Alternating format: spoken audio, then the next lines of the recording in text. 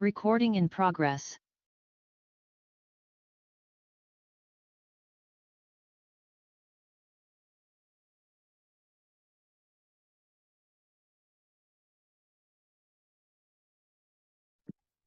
Good morning, all members. Good morning and welcome to the meeting. Good morning. Good morning, Chair. Good morning, Chairperson. Good morning, members and our colleagues from the department. Yeah, are we? Oh, yeah. Were we having a quorum for the meeting? And see, there are very few people in this one. About 8. Chairperson, we have 2 members. We do have 2 minutes. If we could just, hold on for 2 minutes while members join. All right, sure.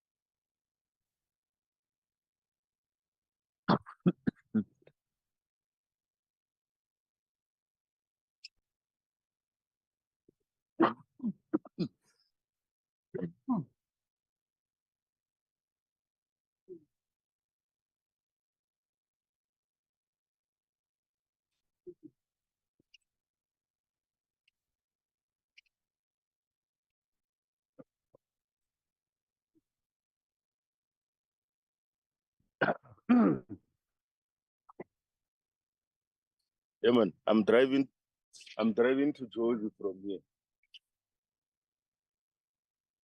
Yeah, it's cut.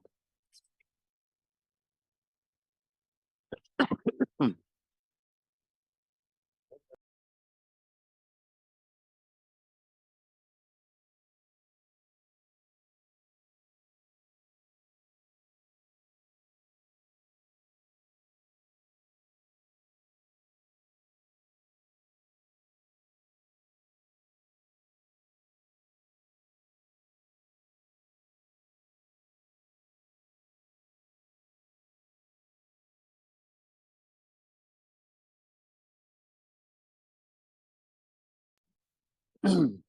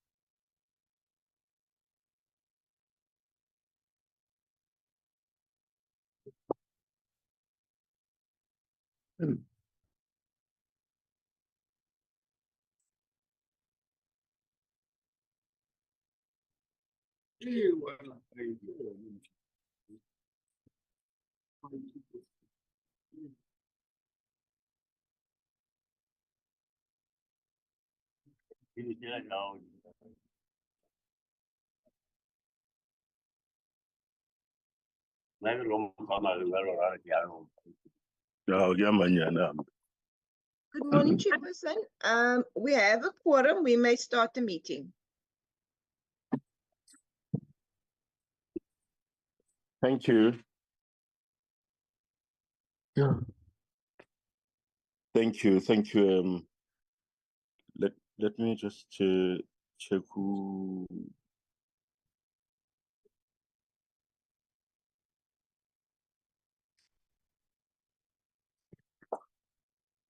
Yeah, welcome, honorable members. So, honorable Marcel, may you flag the agenda, please?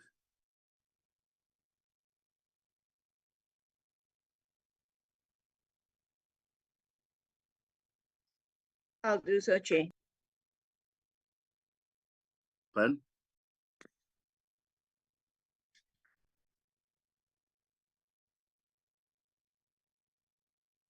There is the agenda.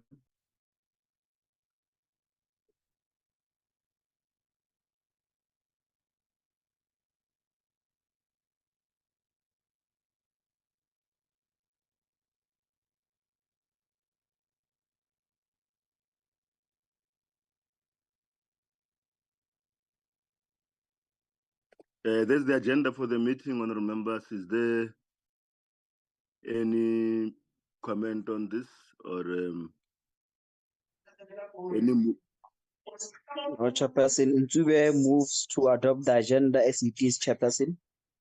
Yeah, move for adoption of the agenda. Any seconder? Nkosi seconds, Chair. Nkosi seconds. Thank you very much. Let me say good morning, members, and good morning to the ND, to the NYDA, and compliments of the new season. We will be meeting with you for the first time this year, and hoping that you had enough rest and you feel rejuvenated. And so we can start with the meeting. Are there apologies? Chairperson, I have not received any apologies. Thank you. No apologies. Yeah, let's give over to the NYDA. Honorable, the chairperson, Honorable Jandu. Jandu is not in this meeting. I think he may join us later. He's got some other pressing issue, and I'm standing in for him. Yeah, if members find that in order, then let's fire. Who is from the NYDA with us, who's heading the team, so that they can introduce who they are with here before we.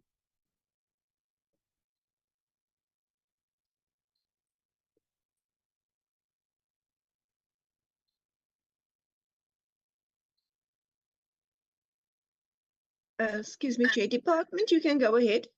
The department give us the presentation. I mean, first introduce those who are in the meeting, and then we.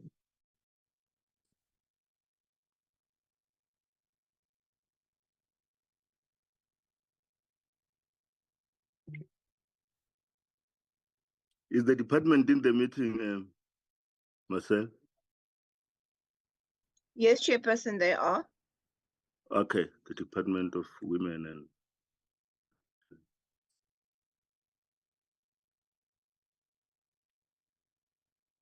Chairperson, I did receive an apology on behalf of the minister. I was told the Cabinet Lekgotla is continuing. However, the DG would be in the meeting chair. That's what I've been told. All right, thanks. That's better. Mm. All right. Who is leading the delegation? Is the Director General or? Yes, Chair. I'm not exactly sure why the department is silent, Chair. Let me just make a call.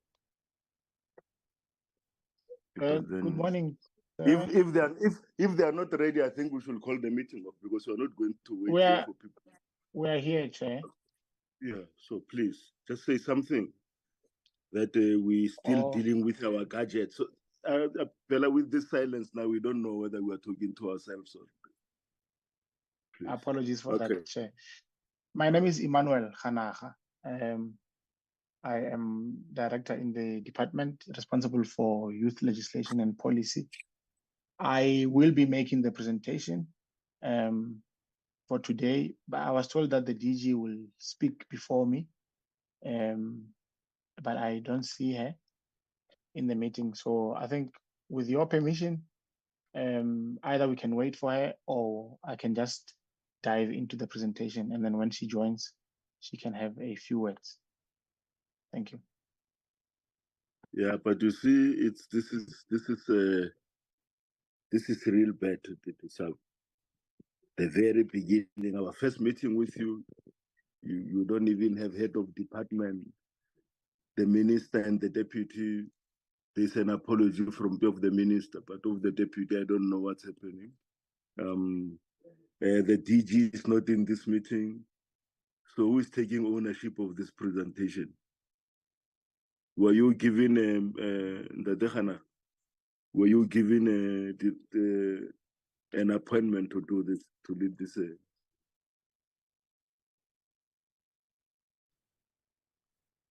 Chair, briefly, yes, I was given the responsibility to make the presentation to the committee.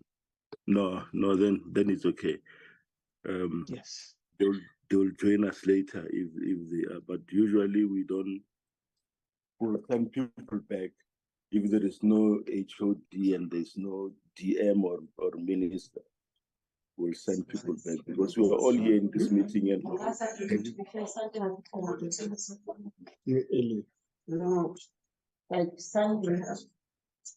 now who is talking as we are talking?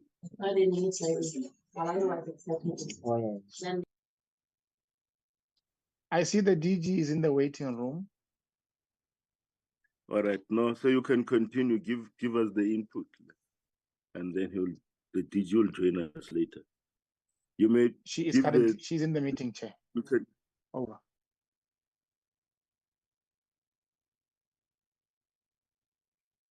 Hi, DG. Good morning. My apology to be a few minutes late. I'm juggling the meetings. There's a Cabinet Lekgotla that I was attending. So my apology to be 9 minutes late. But if you are going to be late, just tell somebody so that we start the meeting and not be asking who is representing the department. Just send a note to I'll be late. I'm in between meetings, but DG, you welcome. Give the presentation. Thank you very much. Mr. Emmanuel Khanaga is the one who do the presentation. Just to say, we thank the committee for giving us this opportunity to come and present today, so that the committee can fast track the processes. So we thank you very much for that. I won't waste your time. I'll request Mr. Khanaga to present. Just before Mr. Hannah, Marcel, there's somebody with a gadget it just says iPhone. Who's that? I think it's Mr. Lihihi, Chairperson. No, let her name her. Let her name my gadget, or otherwise. Chairperson. Okay, because we were going to cut you off the meeting if we didn't know who you are. Yes, DG, you may proceed.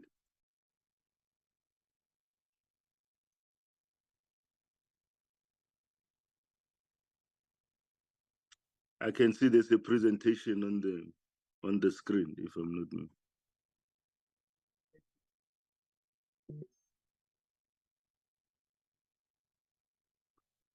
The NYD amendment bill.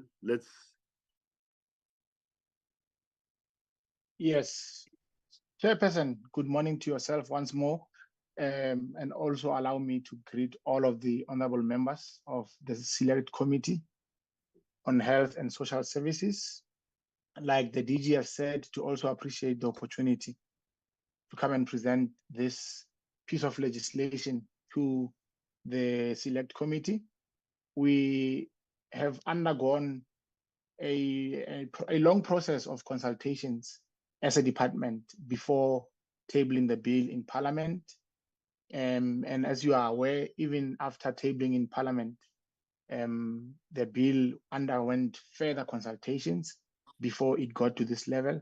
So we are appreciating the opportunity to also come and brief the honorable members of the Select Committee. So we know, of course, as a way of starting the presentation and introducing the topic, the issue of the population of young people here in South Africa. We know that young people do consist of a large portion of the population, and we do have a youthful population in South Africa. And it is for that reason that organizations such as the National Youth Development Agency were introduced into the governance implementation machinery to ensure that there can be direct services that are delivered to young people, both by government and other social sector partners. So as a starting point, South Africa is committed to advancement of youth development. But despite having organizations such as the NYDA, there are persistent challenges that continue to plague our young people. These include poverty, structural unemployment, inequality, and exclusion. And we know that in order for us as a country to move forward in dealing with these issues, young people will have to be a driving force. And we have to continue investing in young people to ensure that they actively participate in the affairs of the country, including economic participation. Now, for those who might not know, I think we'll just touch on the background of where the NYDA started. We know that it was a merger between the National Youth Commission at the time and Umsobomvu Youth Fund. And these two organizations were merged through the ascension of the NYDA Act number 54 of 2008. Now, immediately after that act was assented, it became clear that there are problems in its implementation. So some of the challenges which necessitated the amendment of the act itself were challenges with its execution, because it essentially provided too broad a mandate for the NYDA to can deliver. So it essentially created the NYDA to look like a zonke bonke of youth development, or an organization that must deliver all youth development services. But we do know that the NYDA works in partnership with other organizations of state, including provincial government departments, national government department, and also local municipalities. So also when we consulted with stakeholders across the sector, it became very clear that there were other issues which were affecting the NYDA, including, by the way, consulting the NYDA itself. It became clear that there are many other challenges which necessitate the amendment of the original act, including issues of governance, including issues of not being able to fill vacancies where they exist. So we'll speak to those in more detail as the presentation continues, Chair and honorable members. What we can say as we start off is that we did consult stakeholders across a wide range of organizations, young people in local municipalities, young people in NGOs, young people who are in government, the NYDA itself. We've consulted the presidency to conduct the socio-economic impact assessment study. We've consulted the Office of the Chief State Law Advisor throughout the processes before the bill was tabled in cabinet. It was presented in cabinet and tabled in parliament, and even after. So on this slide, Chair, is just a snapshot of some of the processes that took place after the bill was tabled in parliament. You see there that the portfolio committee held public hearings starting from the 24th of October last year. The department also responded to the input that came through as a result of the public hearings. There were deliberations, there were amendments that were proposed or requested by the portfolio committee, and then the A list was adopted. And then on the 22nd of November, there was, as part of the continuation of the parliamentary process, there were debates, and then on the 5th of December, the National Assembly passed the NYDA amendment bill for further processing. Hence, we are here. So this slide, I will not speak largely to. It just shows from way back when the process started, how we engaged offices of the Premier and the appointment of the interdepartmental task team to support the minister in amending the act, and all the other steps that we undertook before tabling in Parliament. So this slide just continues to explain the rationale for amending the NYDA Act. I've touched on a lot of the issues that are there, but I think safe to say part of why the Act is being amended is to also continue strengthening the visibility of the NYDA so that we can continue in line with the NDP goals and also in line with the district development model to have an agency that is capable and that is also leading to a developmental state and an ethical state that delivers services right where young people need them.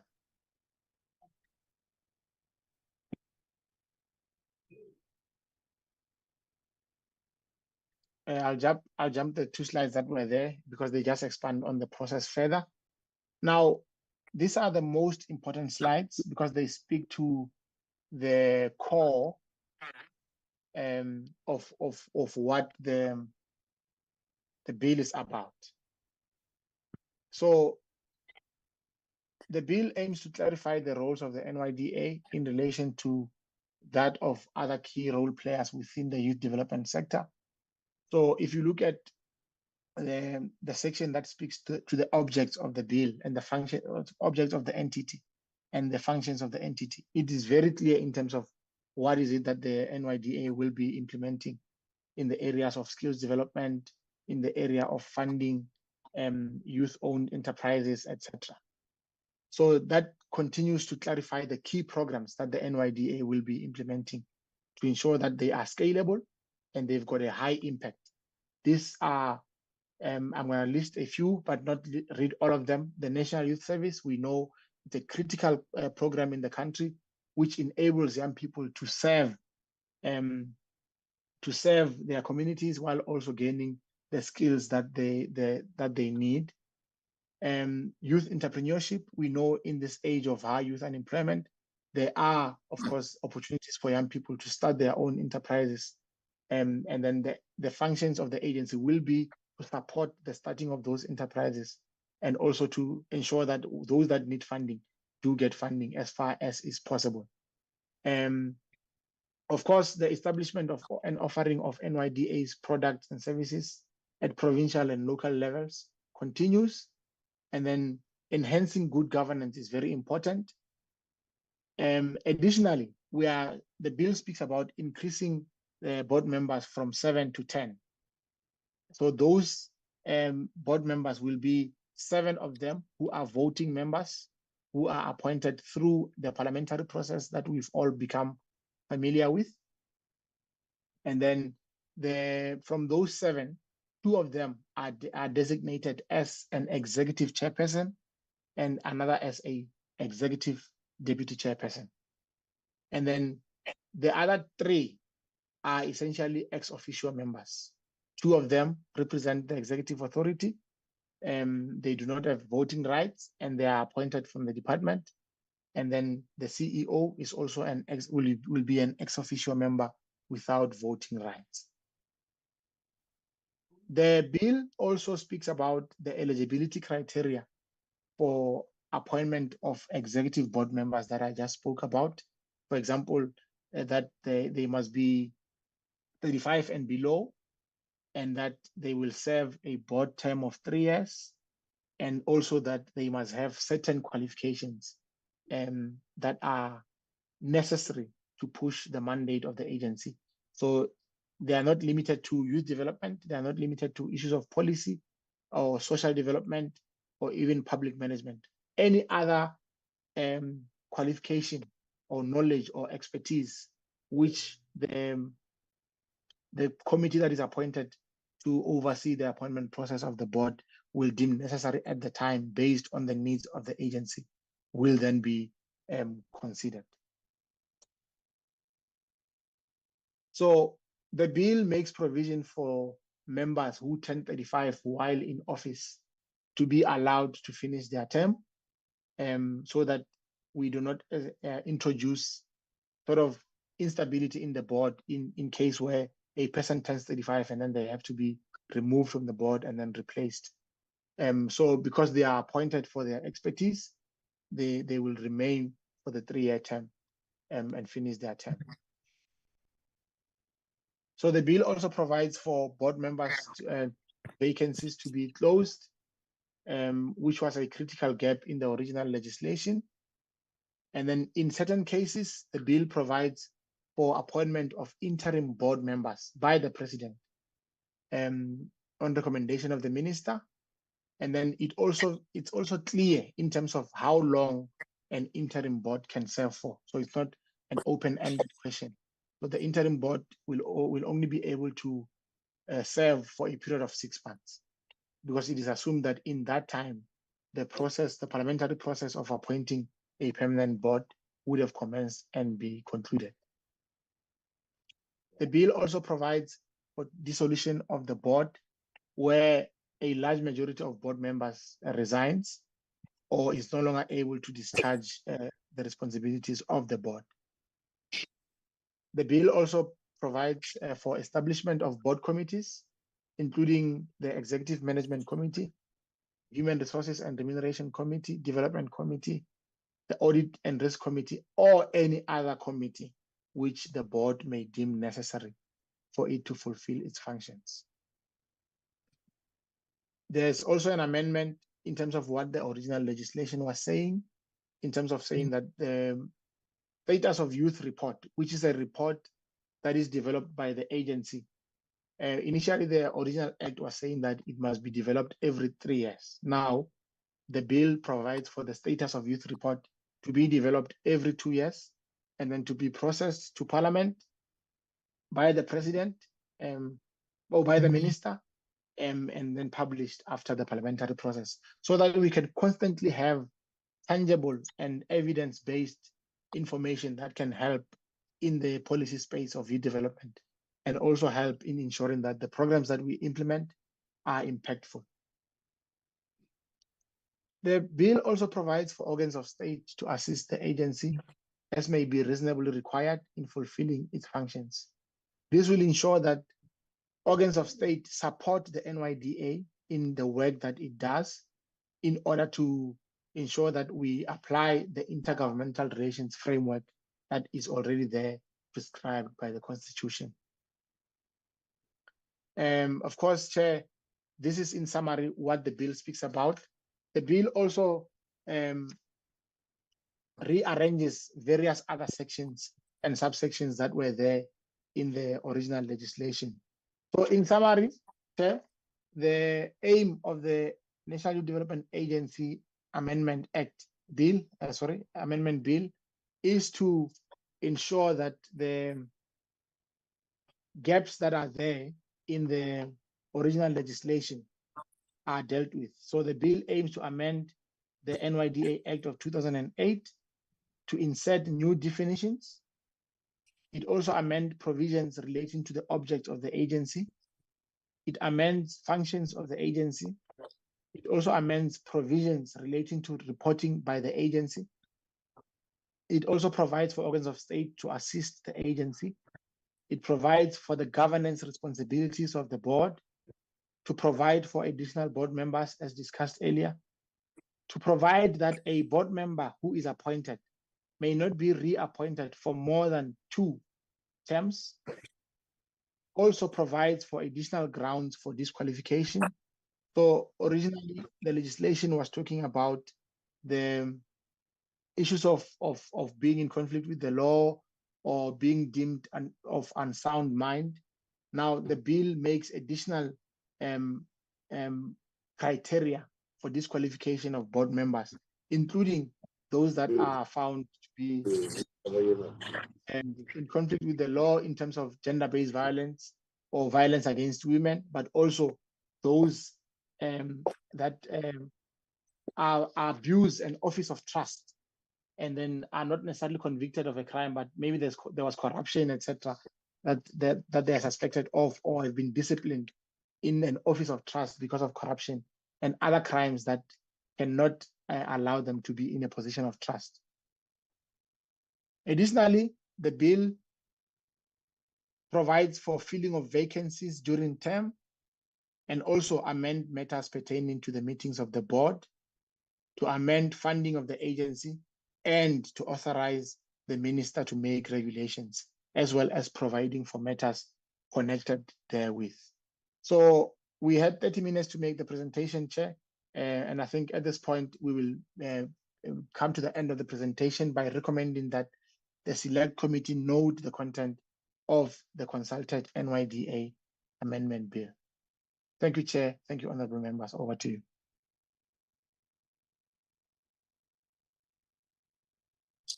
Yeah, thank you. Thank you very much. That's the presentation of the of the amendments to the, I nearly said the Bella Bill. We just came from a Bella Bill meeting of the NYDA. It's our time, members, to engage with the presentation. So I'm just curious that you have increased your board members from 3 to 10 when you know, generally all around institutions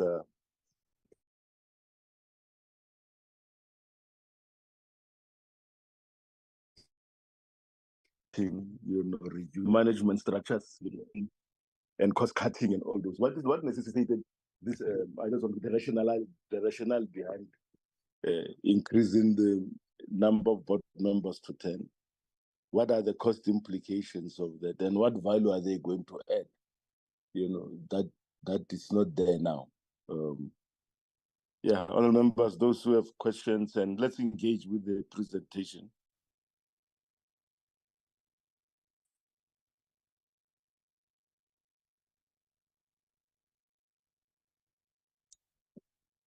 Any hand? Chair, my hand is up. It's Baha. Oh, Honorable Baha, your hand is up here. Thanks. Yes. No, thank you, Chair. I welcome the presentation that has been made to us, but I just have 2 or 3 questions that I want to raise in terms of clarity. I guess the first one, Chair, is how will the proposed amendments ensure economic participation by the youth of South Africa is realized? Because at this point, we are sitting with a huge percentage of young people that are unemployed. Meanwhile, we have NYDA, who is the custodian of youth development and unemployment. But also to that same chairperson, we have young people that are in rural areas, which is out of reach in terms of what NYDA or offers, and will this enhance the reach to all those that are seeking it in the different corners of our country? The last one, Chairperson, the bill speaks about responding to the outcries from the public on the poor visibility of NYDA, particularly in rural areas, as I indicated. Now, are there any plans of getting to traditional areas or traditional authorities to further the reach of the NYDA to young people in the country? Because for me, if those key questions or are responded to, that would mean that NYDA will be better positioned to be seen as a kind of entity that would be able to address many of our issues like youth unemployment, like youth access to drugs and all those things. Thank you, Chairperson. Just a clarity just on those few. Thank you. No, thanks, Honorable Baha, because I'm from a rural area. I'm from Skukuniland, and I'm in a place called Chaveleng. That's where most of the people are in Chaveleng. I don't know if I haven't heard of any NYD. I asked young people when we were doing the nominations, when there were nominations for the NYDA board that time, and from what the young people that I've talked to, none of them has ever received anything from the NYDA. So when you ask this question, Honorable Baha, then it brings me back to that. I haven't heard of anything in my village in this Kukuliland, even if it's not my village per se, but the surrounding villages of any program of the NYDA. But this will be a matter for our next meeting with them when we want to check what is this that they are doing or what they've done. Just be ready to give us that information about the programs that we have.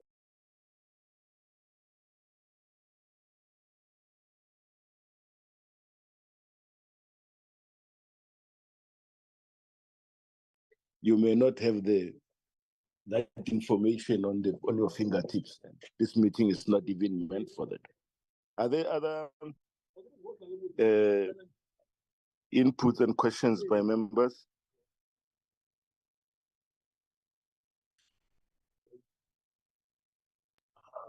In Yes, the light Chair.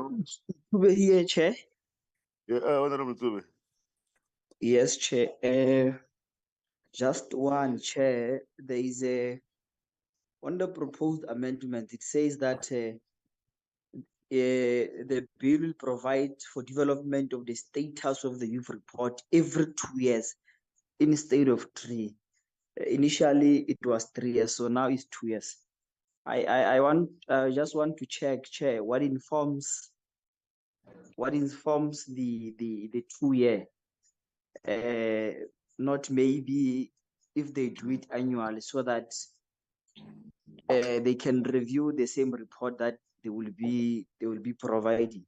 Because I think that if they're going to issue out the report in every 2 years, it will bear the same fruits that it was bearing when it was being issued under the 3 years. So I think when they do it in annually, they would be in a position for them to be able to review it and make maybe amends to what the report would have suggested then. So that was my only point, Chairperson. Thanks. Thank you, Honorable. Is there any other? Honorable Baha, your hand is still up.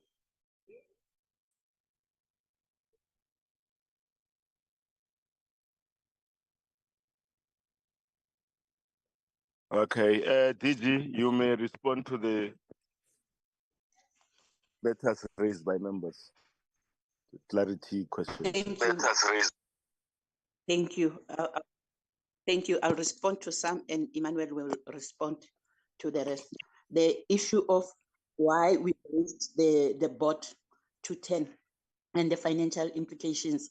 There are no additional financial implications because the CEO is already employed by the NYDA. So the CEO will not be paid by the board.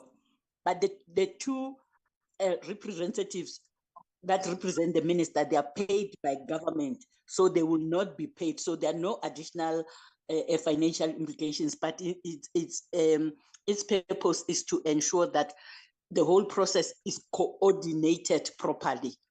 It's legislated so that even the appointments are done properly, and everybody knows that who is representing the minister in the meeting. And Emmanuel will respond to the others. I just want to indicate that some of the challenges of the NYDA in resolved. When you compare the NYDA with your IDC and the others, the NYDA gets 500 and something million. For example, the budget something a million, which meant offices and programs for young persons. So those are some of the challenges, but Emmanuel will respond to all the other questions. Emmanuel. Yes, thank you, DG, and thank you to all the honorable members for the questions. And the DG is correct that there will not be any unnecessary additional financial implications on the state or on the NYDA itself as a result of adding the 3 additional board members who are ex officio. I will not repeat that point, but I think in terms of the rationale which the chair asked, we know that the PFMA allows entities that are under the schedule, the schedule 3A, where the NYDA is, for the shareholder to have representation in the board. So essentially, we are affecting that point, and what it will do is to help the board members of the NYDA to can benefit from the insight and the capacity of those government employees who will then be assisting them on the board as additional board members, in line with both the PFMA and the shareholder compact that is signed between the NYDA and the minister. The issue of cost implications has been addressed, but I think Honorable Baha and also the chair touched on the issue of visibility of the NYDA. So we are saying that this bill allows for the NYDA to continue expanding its footprint in rural areas, because there is generally a need for the NYDA to do so. But it also doesn't stop the NYDA, and we've seen the NYDA implementing this model in the recent years, using various other means to reach out to young people. For example, through the use of technology, right?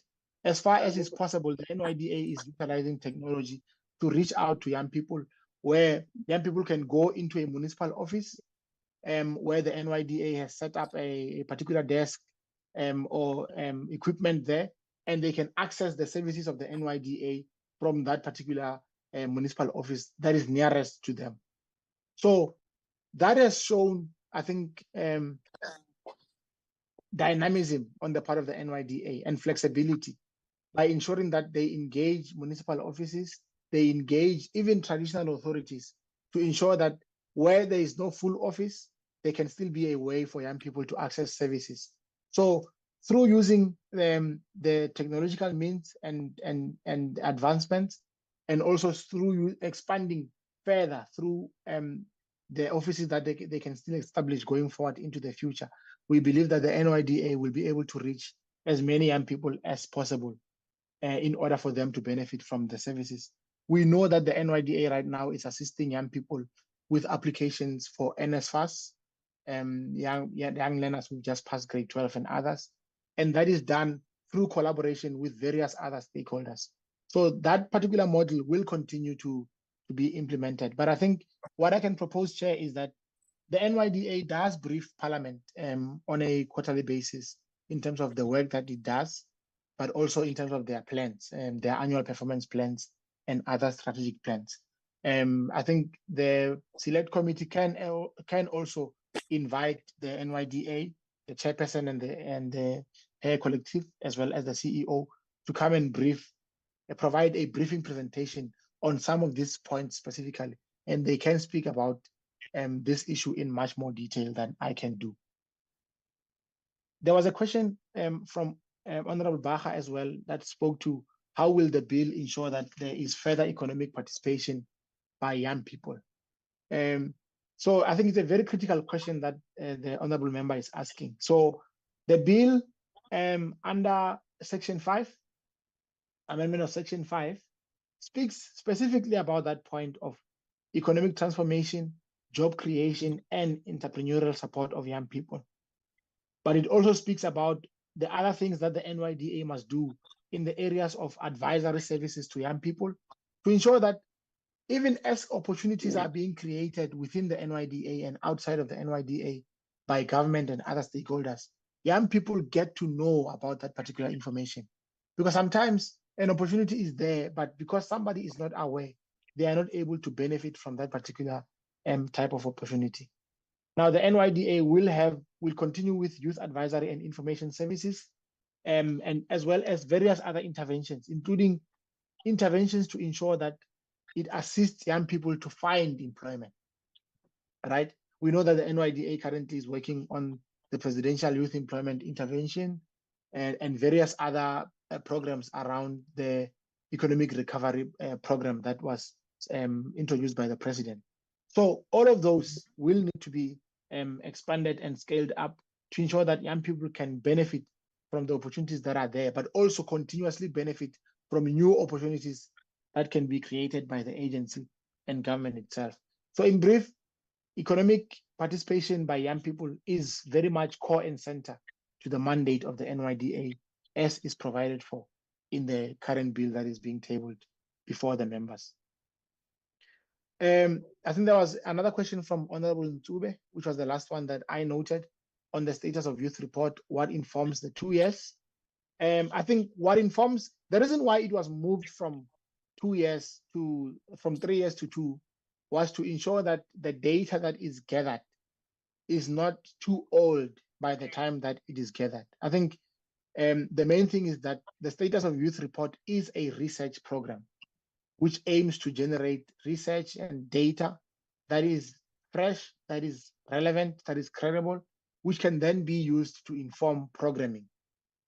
But because of the process that has to be undertaken after the status of youth is developed, it is going to be impossible to do it every year, right? Because after the status of youth report is developed, it has to be processed to the minister, processed to the president, processed to parliament, and then published. While those processes are undergoing, the rest of government will be utilizing the report to inform its programming on an annual basis. So the fact that the report is every 2 years does not mean that in between there will not be any work that is taking place. In between, there will be processes to engage departments on the findings. There will be processes to ensure that planning, annual performance planning of government, strategic planning of government is informed by the status of youth report. And then the next report, which happens after 2 years, will then be sort of a way of us as a collective briefing everybody, members of parliament, young people themselves, to say, since the last report, this is what we have done. This is the change that we are starting to see. And then these are the challenges that we continue to experience. Therefore, the status of youth report recommends actions A, B, and C in order for the next year or two of planning to be informed by those particular recommendations. So I hope that explains what I'm trying to say. So we can go back to that particular section that speaks about what happens after the status of youth report takes place. It has to go to parliament, it has to be tabled, and then it has to be published after that. So it will be too tedious if we were to do it every year. And I don't think we will benefit as much as we can than from a 2-year process as is currently being proposed in the bill. We will forever be in administrative mode of generating research, but never having time to implement the findings of that particular research. Over to you, Chair. Thank you.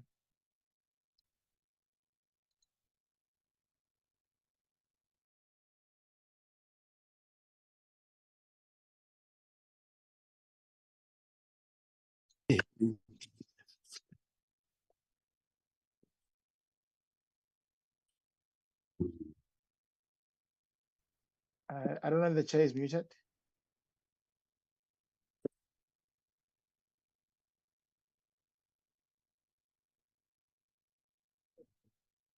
Yes, I was muted, yes.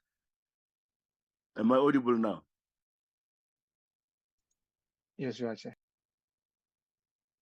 All right, thanks. You've responded to, I lost network for a while, but it was not for more than 3 minutes. Are there other further questions that members would like to, matters of clarity on the bill?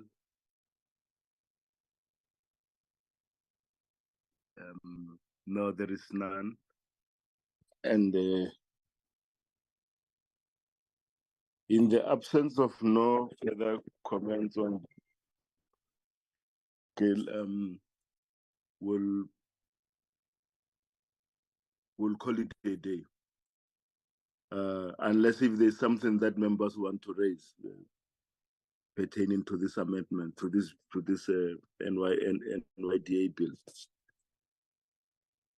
In the absence of any, let's we can release the department NYDA and deal with other house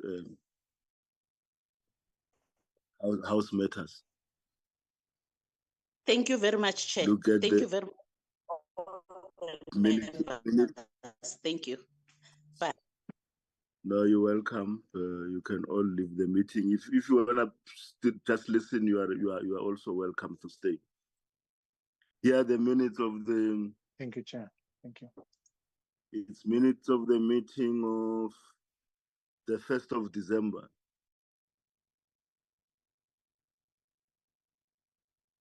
The 1st of December meeting.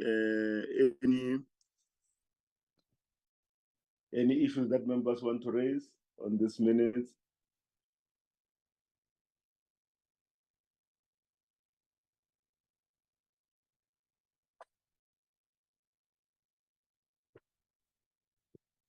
Any matter? If there is none, no, we've had these minutes for quite some time. You don't have to worry about running them like that. Any comment? In the absence of any comment, is any mover for adoption of this minutes? Chairperson. Chair. Yes. Let me check. Chair, it's Nkosi. I move for the adoption of the minutes as true reflection. Thank you. Oh, thanks, because I was just getting to the page of where the members' names are.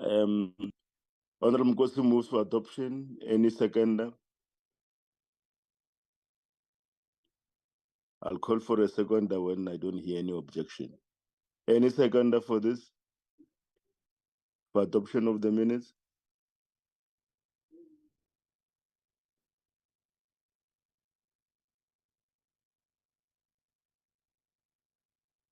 Am I audible?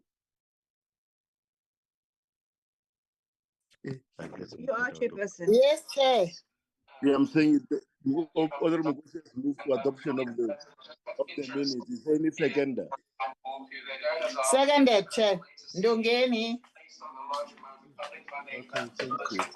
Is there another pair of minutes?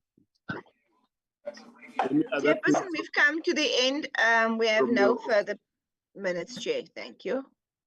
Okay, thanks a lot, Marcel. And yeah, Happy New Year to everybody. This meeting is closed. Thank you, Chairperson. Thank you, Dada. Chairperson. Bye. Yeah, thank you. Happy New Year to you, Chairperson.